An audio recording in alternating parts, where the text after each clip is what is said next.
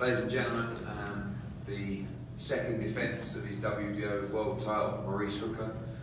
I think a lot of drama tonight, but most of the drama was yesterday, and a great learning experience. I think we were all afraid, we were all a bit up in arms, but really, although he takes responsibility for making the weight, he's the one who has to go through it. He's the one who has to make that weight, and I can only imagine, thank you, I'll never have to be there, how difficult that is, to get those last pounds and ounces off, and mentally can break you as well. So well done, Maurice. I know it wasn't ideal, but your words on your performance tonight and successfully defending your title.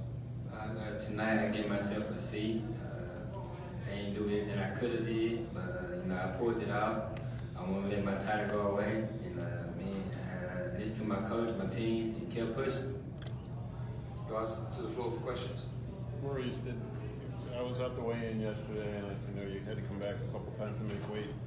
Talked about it a little bit in the post-fight interview in the ring, but can you elaborate a little bit more here about what you attribute that difficulty to, and did it affect you through your performance and cause you the C rating that you gave yourself? Making weight, that's not my fault. After the team meet, I went into my hotel room. I thought I had more time than what I did. I laid down. They're like, Maurice, you gotta weigh in, soon. So I tried to hit up the jump rope, and it was my fault. It was a learning experience, and I take that in and move forward. But the fight, I feel good till the later round. I feel my legs getting tired, but I have to push and dig deep because I'm a world champion, and I know I have to show you about why I'm a world champion. So you didn't feel it drained you at all, or did you, recoup pretty well? They got tired a little bit, but I can keep pushing. Is your stuff? Is this yours? Let's make some room for somebody else. Somebody's had to sit here. You're not sitting here. Okay, buddy. Somebody's not sitting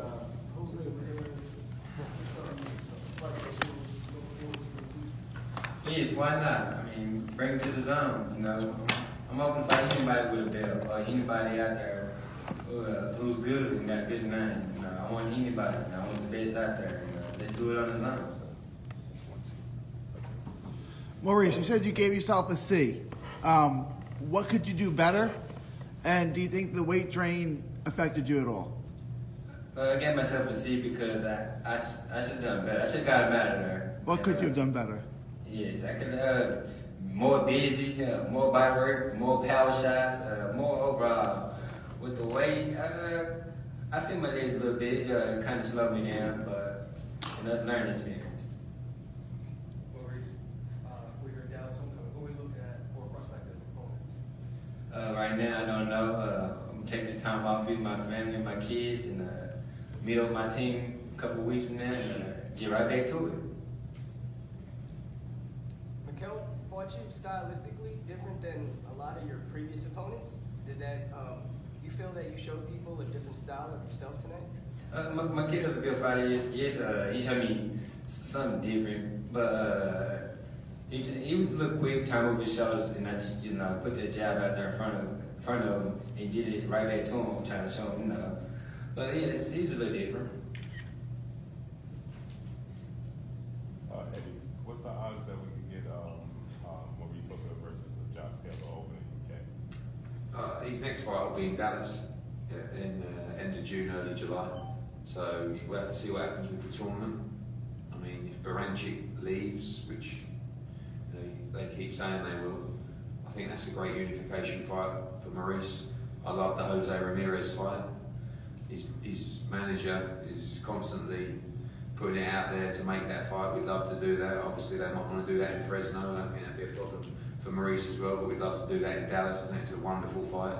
But he was supposed to fight Jorge Linares, and then you saw Maurice's fight, his face in January when he got knocked out in a round. So we're looking for the right opponent. He should be a big opponent because he's going to headline down there in Dallas, and I think he deserves it.